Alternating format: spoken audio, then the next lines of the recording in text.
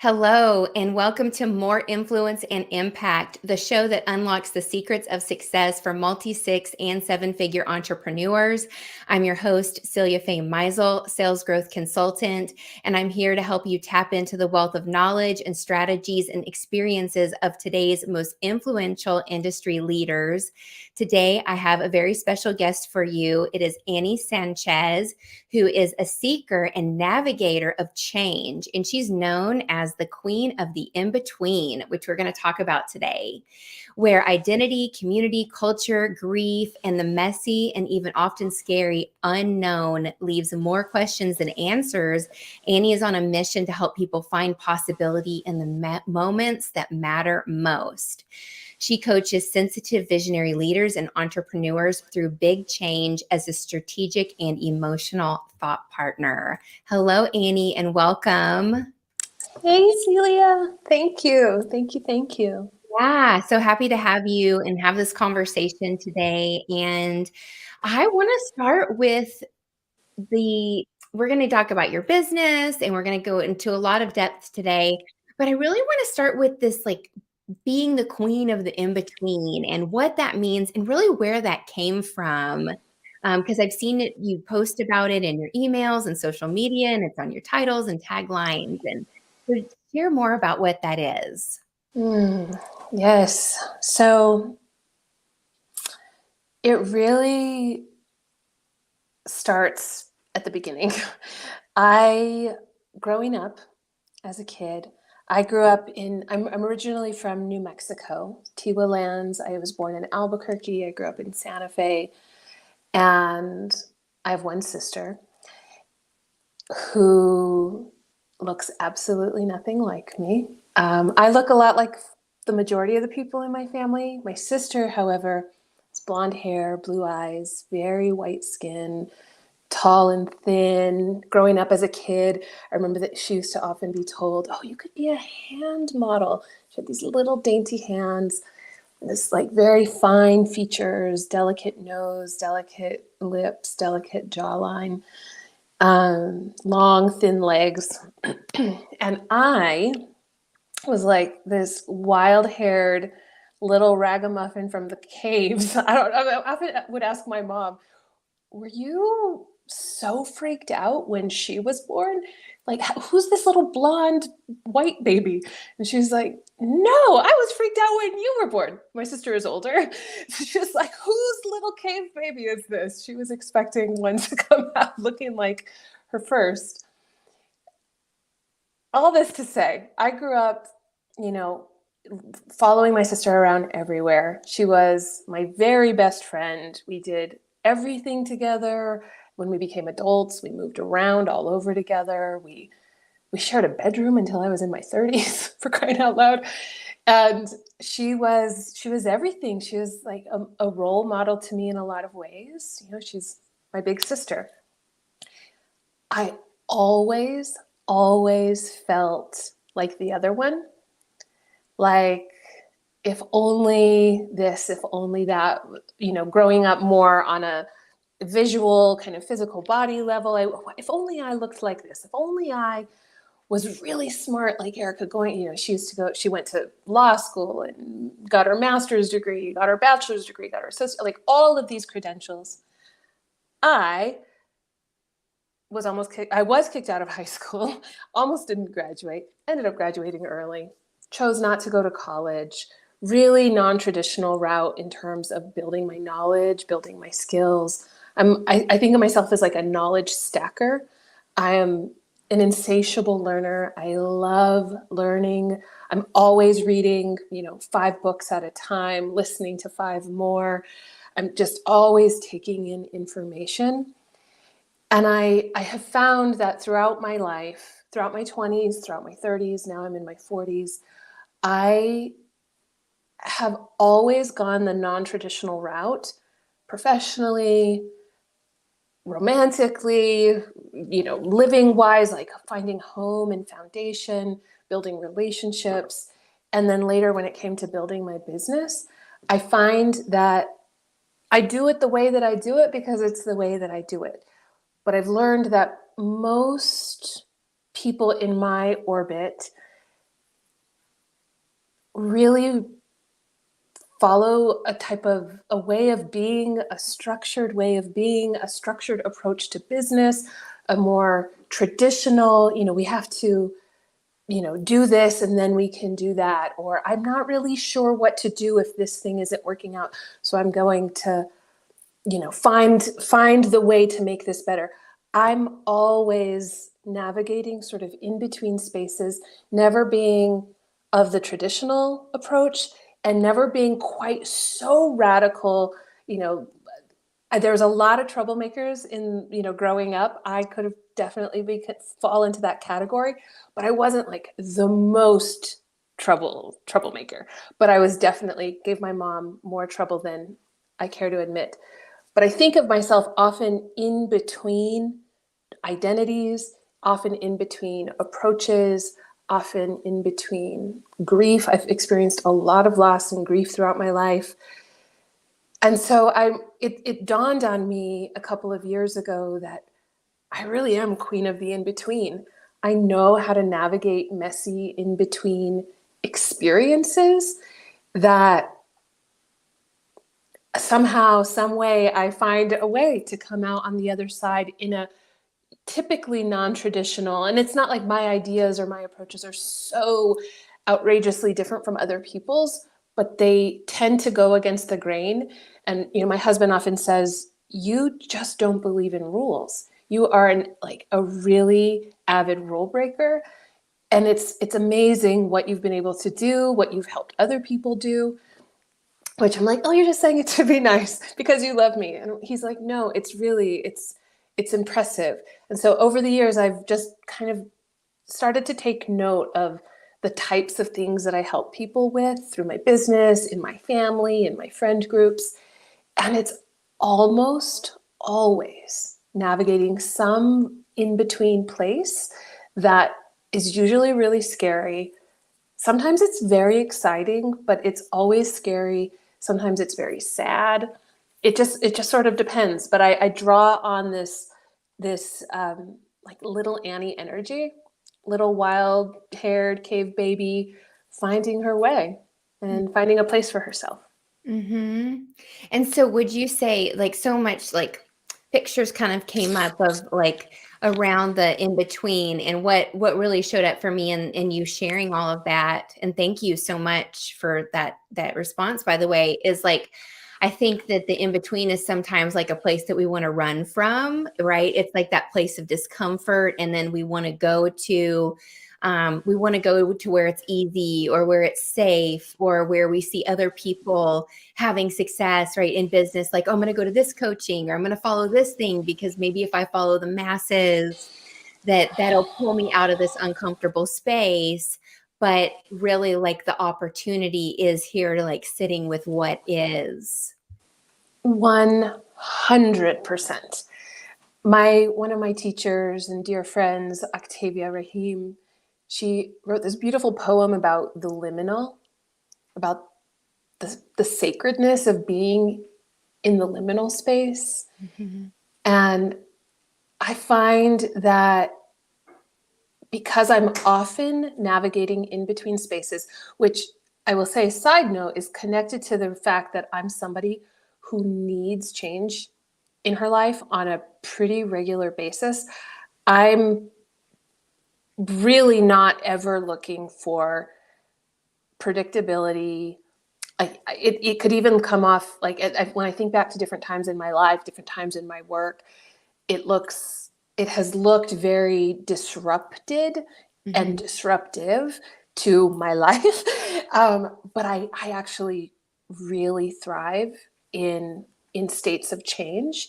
I'm my double water sun and rising. I've got a big, strong ninth house in astrology. Astrologically speaking, ninth house has to do with like travel and philosophy and spirituality and exploration. My son is in the ninth house. Like, I need that kind of life experience to really feel like I'm fulfilled and like I'm happy and experiencing the world in the ways in which I'd like to. And in order to be in that kind of place on a relatively regular basis, while also finding stability and harmony and peace and contentment, it requires being able to straddle living on probably more days and years than most in the liminal, while anchoring in rituals and practices and strategies that create stability in my life and business. So it's both a deep inherent need that I've had to learn how to navigate. And I find that most people, understandably, and me included at times, really resist change, especially when things are really good and all of a sudden something happens. And it's like, oh my God, you're not ready for things to be changed. You're not sure how am I going to deal with this? I'm really good in a crisis. I've been told I'm cool as a cucumber in a crisis. And so when that gets translated into my work with clients, it's like, oh, we got this. It's like all of my receptors turn on. I'm able to really support people in finding the moments of pause and reprieve to feel a sense of calm and harmony and ease, while also looking for opportunities and possibility and doorways that seem completely out of view when things are kind of rapidly changing and it feels scary. And I've experienced my fair share of that. So I've been able to prove to myself and see with clients like, oh yeah, it doesn't mean there's no fear, but I know how to be with it. And I've learned over the years how to support people who are experiencing it too. And, the nature of life is fleeting, right? It's like it's constantly changing. And so I know that I've gone through different chapters of life where I was like, oh, yeah, I love change. Let's change, change, change. And then other times I was like gripping, like, oh, please, no change. Let me just hold on. And I think that's something beautiful too, is to know that like things are always temporary. It's like there's like sadness in that. And then there's also like beauty in that too. And I think as business owners, that's something that we can really remember is like there's these seasons in our business of growth and of expansion, and then sometimes of contraction. And we're mirroring the universe in our own businesses. And so having that high level wisdom that you bring into your life, and then I'm sure that translates into your clients, is incredibly powerful. And I think our listeners and viewers are probably picking up on that just from how you're sharing. And so I would love to now go into something else that I think really like is so powerful to talk about on the other side of the queen of the in-between of these like spaces that are like, messy and uncomfortable and we want to run away from, is like a tagline for your company is clarity is your registered trademark for a reason.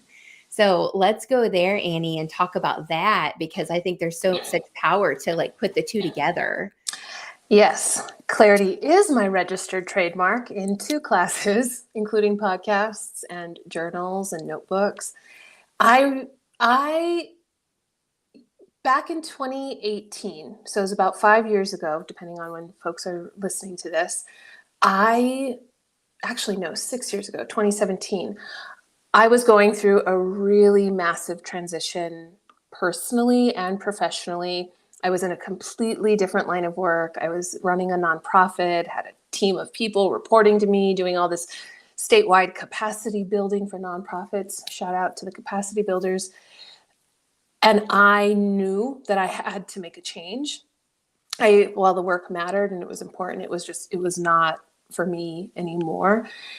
And I had been looking at the time for a tool, like a literal journal, an app, something tangible to help me manage all the various projects that I was responsible for in my work, but also help me in moving my goals forward that did not have anything to do with the day-to-day work.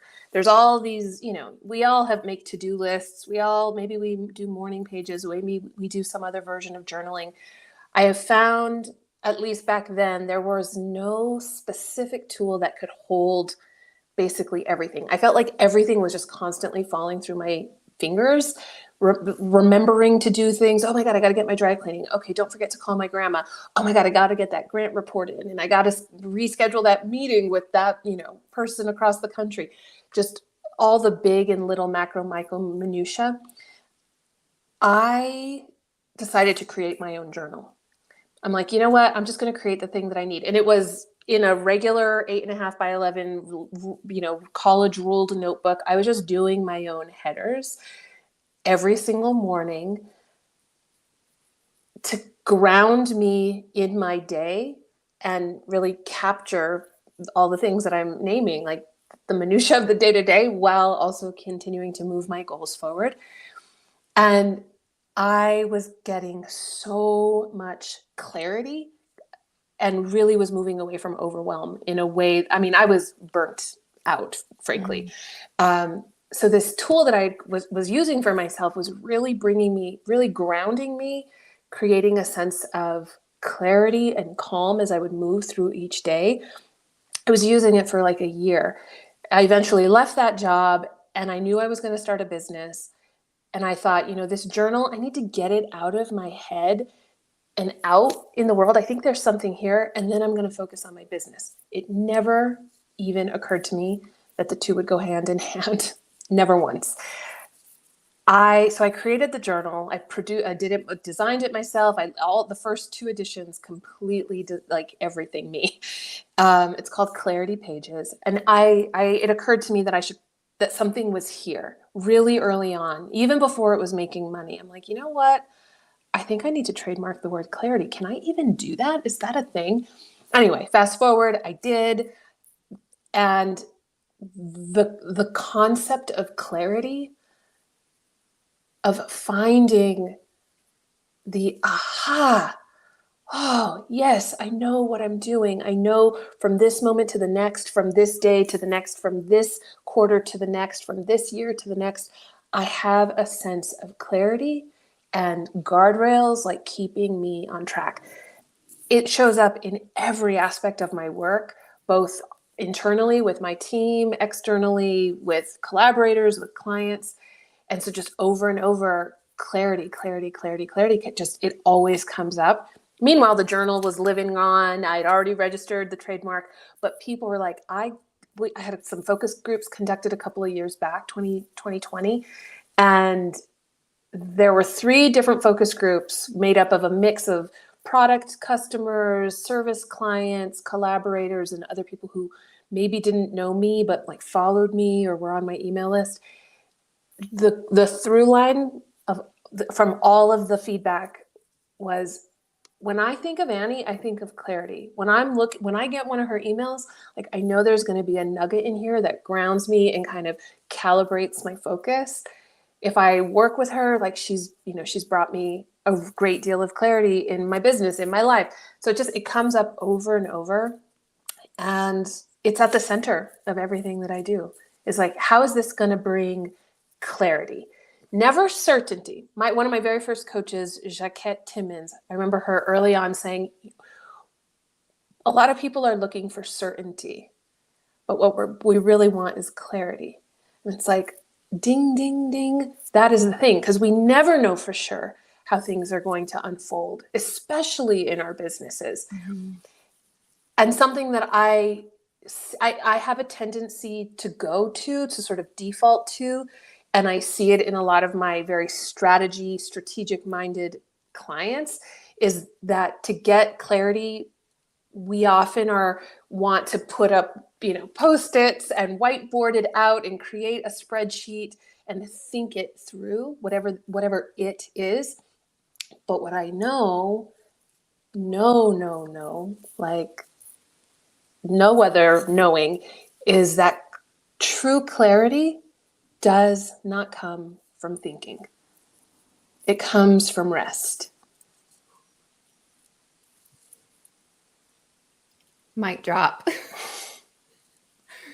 Mic drop. Yes. Oh my gosh. It is so true. And I mean, even not thinking, right? Like being in that space of no thought and just pure presence and allowing, right? And so that is amazing. And in your clarity pages, like it's a product that people can buy. I've actually gone through clarity pages and used them. And I remember you posting, I don't know if it was a post or a share, but like you had done a VIP retreat with a client. Like I know you work with very high level visionaries and people in nonprofit space, and they'll come to you and you'll do luxury in-person retreats where you'll work with them through the clarity pages process, right? And what are some of those things that they're able to accomplish as a result of that, or transform as a result of doing that deep work with your guidance? I was just having a conversation today, in fact, with somebody about the retreats that I host. So it's like the other way. It's the thing against the grain, frankly. Like a lot of in the coaching world, everyone talks about one to many. We need to be doing one to many. And so I've done goal setting workshops for people for years, groups of people, but my retreats are one to one. Occasionally I'll do small group retreats, but I am a big fan of juicy, spacious, luxurious private retreats. And when clients fly to me, they're with me for a few days, 3 nights. It's spacious. It's not jam-packed because clarity does not come from overthinking and overdoing. And there are components of the clarity pages, like my goal-setting framework, that are woven into the retreat. The single most important aspect of goal setting, of clarity pages, of my retreats, of my coaching work, of my strategic, thought partnership with organizations. Like sometimes I'll do what a lot of people refer to as strategic planning. Any of these things that I do with people, the single most important first step is what I call mind wandering. Spacious mind wandering. When we're talking about shifting our lives or our businesses or our companies or organizations, our nonprofits, our family life, like whatever the thing is that's going through a change or already in motion, it requires really thoughtful pause to allow the goals, to allow what actually matters, what really, really is being called forth from inside of you, from spirit, from God, from the universe, from however you describe it. It's like it really requires a very meaningful, spacious, expansive time to just let your mind wander. And when folks are on retreat with me, their minds are wandering and I'm capturing things here and there. They don't even necessarily realize how much I'm capturing. Sometimes there's Post-its on the wall. Sometimes there's not. Sometimes I'm just taking notes. We're in conversation. The way that I pace things allows for what's really true to emerge. And it never, ever emerges within the first couple of hours. It takes time. It's like those first few hour thoughts. Like if we sit down, we decide we're going to set some goals for the next quarter. It's like, great, I've blocked out 2 hours. And you sit and you start writing, or maybe you do something on the whiteboard. Whatever comes out immediately it's like, that's at the surface. Mm-hmm. What's really going on, what really wants to be brought to fruition is so much deeper. Mm-hmm. And so there's a really spacious amount of mind wandering. And from there, we move into, I'm doing this work for them. They don't quite realize it's happening, but it's like, great. So what, now there's all this goodness. Now what? Now, like to the untrained eye, it might be like, well, that's overwhelming because now I've just got a bajillion notes, all these Post-its or all these ideas. What do I do with it? The second step is to find categories and themes. Like what goes together? You've just done a lot of thinking, a lot of dreaming, a lot of expressing out loud what you want, what you don't want, what you're scared of, what the business needs, what the next year needs to look like in relationship to how you might be evolving as a leader, as the person behind, the decisions. And so it's like a lot of the things that come up tend to, there's a way to group things together. It's like, oh, this has to do with the marketing strategy. This has to do with the sales strategy. This has to do with the offerings. This has to do with the pricing strategy. It's like, and then there's like other things that have to do with, continued outreach and collaboration, whatever it might be, finding groups, themes, categories. And then once we are able to narrow that down, then we start to move into like, how will you know what is actually most important to you over the next whatever defined period, 3 months, 6 months, 9 months, 12 months.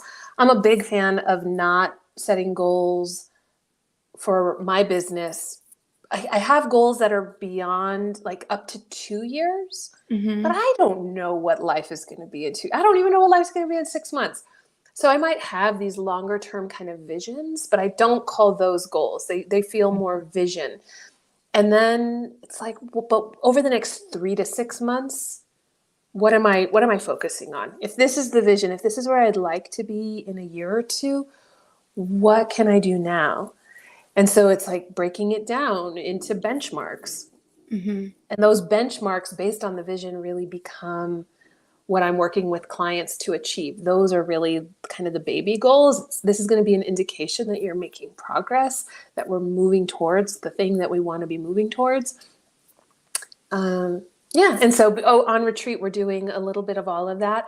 And then often I work with clients post-retreat as well. And so then I'm able to support them as they're actually putting things into, implementing the process. Yeah. So I have a couple of questions. So one is like, when you're working through these processes with yourself and your clients, because there is that depth, a lot of times these goals and, the people that create, they're very mental and they're very ego driven. And it's like, usually like, maybe what you see online, especially in the entrepreneur and the coaching space where, I spend a lot of time, you do too. They're very like ego entrepreneur, and it's not necessarily like the right thing that's for you, or it's like kind of a surface level, like I want to make, $1 million a month or whatever. It's like this monetary goal, but then there's no real inquiry around like, yeah, but what does that look like? And do I have the model to sustain it? And all of those pieces. So like, how do you help people like kind of break through that kind of like mental ego driven to get them into that depth that's required to have a goal that like you want to actually work toward, right? For 3 to 6 months, that's like aligned with your soul and who you're being. When whether we're on retreat or I'm in just a coaching call with a client, I always start our process with really understanding who they're becoming. Who are you becoming? And from there, really just peppering constantly with them, whether we're on the call together or in support after, is how, based on who you're becoming, because our businesses are run by us, like the humans behind the business. So it's like, okay, you have a business the way, and it's been in existence for several years, and it's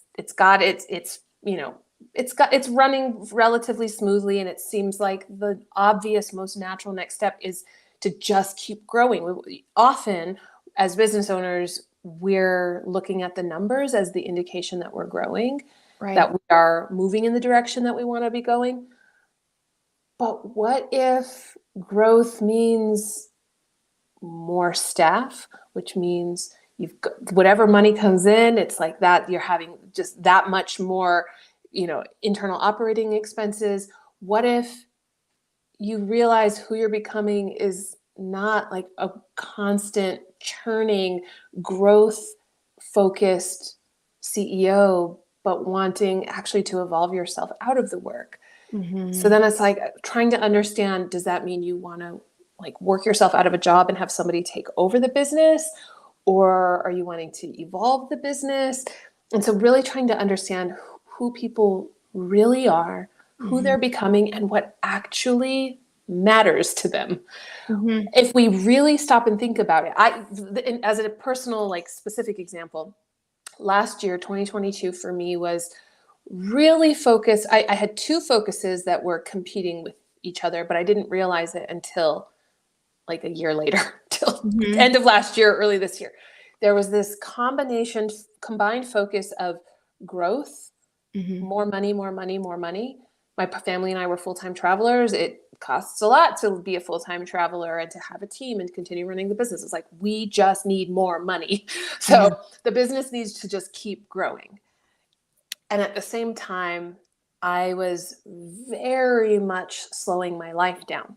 It Mm-hmm. was really, really clear that on a personal, soul, physical body, emotional, spiritual level, I needed more slowness. And Mm-hmm. so growth, growth, growth, rest, rest, rest were at odds. Mm-hmm. And so something I was thinking a lot about as moving into the new calendar year was, what is 2023 about for me, really?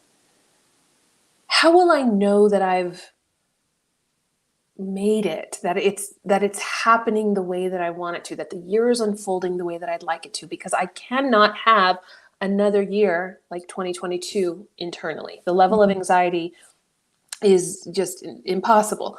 And so I'm looking at this a piece of art that I made that I put up on my wall here in my office, that it's the word plenty in Mm-hmm. cursive writing. I did it with dry pastels, and I see it every single day. I think I made that maybe in January. The way that I made this piece of art, and I get to look at it every day, helps to remind me, to like ground me in, number one, I have plenty. Mm-hmm. And the feeling of plentifulness it feels bountiful. It's Mm-hmm. not just money, plenty of money. It's plenty of time, plenty of sleep, plenty of play, plenty of, whatever the thing is. And so plenty for me is a real anchoring kind of vibrational word that reminds me that I do in fact have plenty. It doesn't mean that I don't have aspirations for my life or for my business, or that my clients don't. But I often focus with them on getting what is plenty for you. And it doesn't mean you're getting complacent once you've reached it and it's absolutely your ceiling. But for this phase of your life, for this phase of the business, how will you know that you have plenty, that you have enough? My friend Melvin, he talks about his enough number. He and I have talked about how, like, what does it mean to actually build a multi-million-dollar business? I'm not about that life that has 50 employees and all these people and all this, like, no.